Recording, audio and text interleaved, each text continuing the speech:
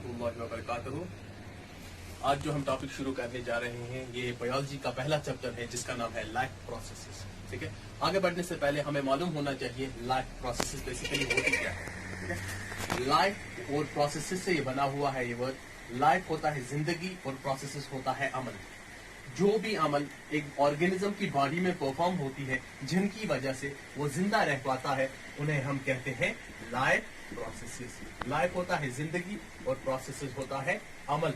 ठीक है, तो अब हमारे सामने ये क्वेश्चन आता है, व्हाट आर लाइफ प्रोसेसेस। ठीक है, what our life processes.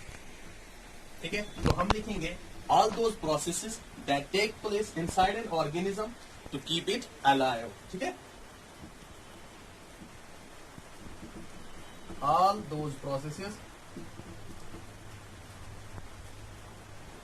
that take place inside an organism to keep it alive। जो भी फंक्शन परफॉर्म होती है एक लिविंग ऑर्गेनिज्म की बॉडी में जिनकी वजह से वो जिंदा रह पाता है उन सभी प्रोसेसेस को हम कहते हैं लाइफ प्रोसेसेस। ठीक है, तो ये जो चैप्टर हम पढ़ने जा रहे हैं ये चार अहम लाइफ प्रोसेस पे डिपेंड है। वो चार लाइफ प्रोसेसेस हैं। फर्स्ट है न्यूट्रिशन, दूसरा है रेस्पिरेशन, तीसरा है एक्सक्रीशन और चौथा है सर्कुलेशन।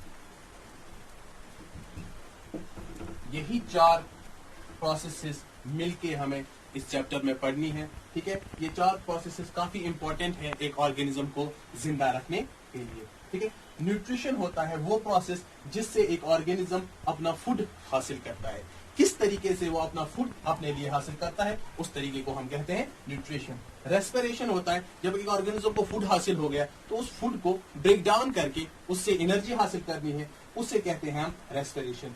एक्सक्रीशन होता है जो भी वेस्ट प्रोडक्ट एक ऑर्गेनिज्म की बॉडी में प्रिपेयर होता है उसको रिमूव करने को हम एक्सक्रीशन कहते हैं। और लास्टली है सर्कुलेशन। सर्कुलेशन होता है जो भी प्रोडक्ट एक ऑर्गेनिज्म की बॉडी में एक ऑर्गन से दूसरी ऑर्गन तक मूव करना होता है उसे हम सर्कुलेशन कहते हैं। हर एक के लिए अलग अलग सिस्टम है एक ऑर्गेनिज्म की बॉडी में। न्यूट्रिशन के लिए डाइजेस्टिव सिस्टम है, रेस्पिरेशन के लिए रेस्पिरेटरी सिस्टम है, एक्सक्रीशन के लिए एक्सक्रीटरी सिस्टम है और सर्कुलेशन के लिए सर्कुलेटरी सिस्टम है। तो हम इन सभी को एक एक करके डिटेल में पढ़ेंगे। तो आप जो पढ़ने जा रहे हैं वो है nutrition.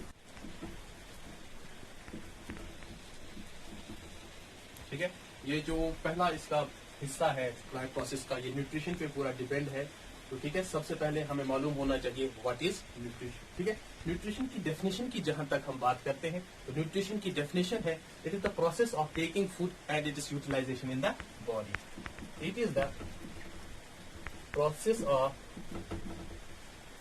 Taking food and it is utilization in the body. Nutrition होता है ये वो प्रोसेस है जिससे एक ऑर्गेनिज्म अपना फूड हासिल करता है और उसे बॉडी में इस्तेमाल करता है ताकि उसे एनर्जी हासिल हो, तो उसे हम कहते हैं न्यूट्रिशन। तो यहाँ पे यही सवाल अगर आपके जहन में आएगा व्हाट इज न्यूट्रिशन, तो यही है it is the process of taking of food and it is utilization in the body. ठीक है, वो होता है न्यूट्रिशन। न्यूट्रिशन को उर्दू में हम कहते हैं गजाइयत, यानी गजा हासिल करने का तरीका। न्यूट्रिशन जो है वो वर्ड न्यूट्रिएंट से आया है। Nutrition is derived from a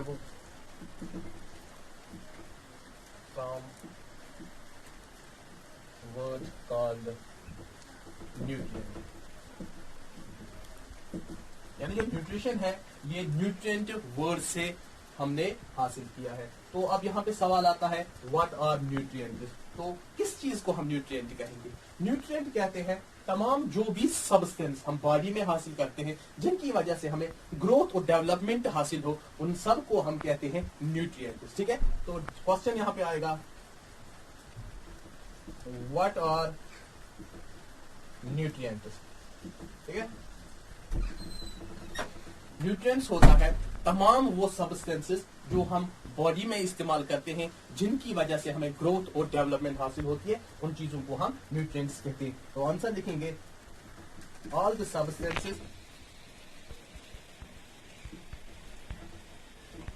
which are needed for proper growth and development। ठीक है, जो भी चीज हमें बॉडी में ग्रोथ और डेवलपमेंट के लिए जरूरी होती है, उन चीजों को हम क्या कहते हैं? न्यूट्रिएंट्स कहते हैं। ठीक है, व्हाट आर न्यूट्रिएंट्स। ठीक है, अब आपको समझ आएगा न्यूट्रिएंट्स क्या होता है और न्यूट्रिशन क्या होता है। तो इससे आप ये भी कह सकते हो कि न्यूट्रिशन होता है the process of taking in of nutrients. Nutrients को बॉडी में हासिल करने के तरीके को भी हम न्यूट्रिशन कह सकते हैं। तो हम कहेंगे the process of taking in of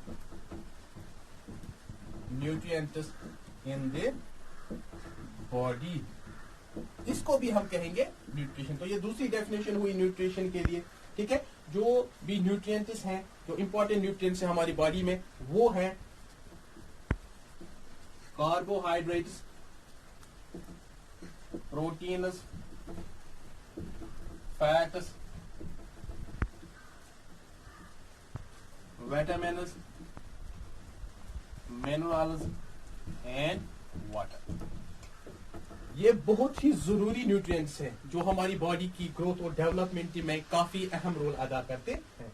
इनमें से carbohydrates, proteins, fats, vitamins, minerals और वाटर बहुत ही अहम जरूरी है। अगर हम कार्बोहाइड्रेट्स की बात करते हैं और फैट्स की बात करते हैं, यहाँ पे कार्बोहाइड्रेट्स और फैट्स ये हमारी बॉडी में एसेंशियल काम करते हैं। तो हमारी बॉडी को जो भी एनर्जी जरूरत होती है वो हासिल होती है हमें कार्बोहाइड्रेट से और फैट से। ठीक है, अब यहाँ पे रहता है प्रोटीन्स। प्रोटीन से क्या होता है? जो भी हमारी बॉडी की ग्रोथ होती है वो प्रोटीन्स की वजह से होती है। ठीक है, विटामिन है यहाँ पे। विटामिन से क्या होता है? विटामिन जो भी हमारी बॉडी में इन्फेक्शंस होती हैं या फॉरेन ऑब्जेक्ट जो भी हमारी बॉडी में चले आते हैं, तो उनसे लड़ने के लिए हमें विटामिन की काफी जरूरत होती है। मिनरल्स होते हैं, मिनरल्स हमारी बॉडी में जो भी बोन्स होती है उनको बनाने में मदद करती हैं, और जो भी आयन एक्सचेंज होता है उनमें मिनरल्स बहुत ही मदद करते हैं। और वाटर जो है ये एज ए सॉल्वेंट हमारी बॉडी में इस्तेमाल होता है। तो अब हमारा टॉपिक आगे बढ़ता है, तो हमें पढ़ना है मोड्स ऑफ न्यूट्रिशन।